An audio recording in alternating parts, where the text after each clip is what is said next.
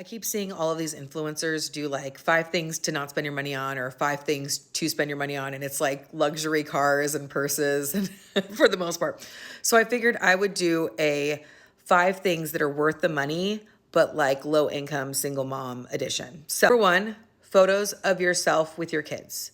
Now, a lot of the time you can find like students in photography. You can reach out on like Facebook groups. You can reach out with your friends and just say, hey, does anyone know anyone that can do pictures on the cheap? They'll last forever. How often as moms do we not have any pictures of ourselves with our kids unless it's like a selfie?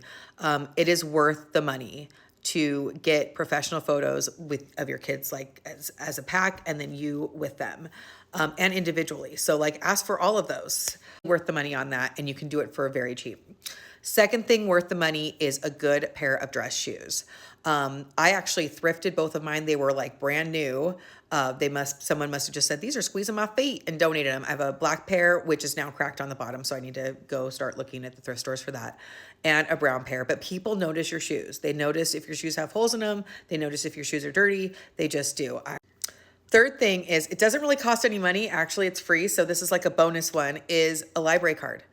If you have not gone to your local library yet with your kids or gotten them a library card, go do it. There's programs, which you don't need a library card for that, but they can check out books, they can check out movies, they can even check out video games. Get them excited about reading and learning and all the things. And the free programs that the library offers they're insane and they cover all the age groups. So other than like maybe costing some gas and some, time, like get a library card. So that's a bonus. That's free. The fourth thing would be a haircut. I have actually been cutting my hair the last 2 years. So I would love to, since it started growing out because I'm a cancer survivor. So I lost all my hair. I actually spent a lot of money on my hair before I lost it to chemo. So I have kind of trauma with spending a lot of money on hair.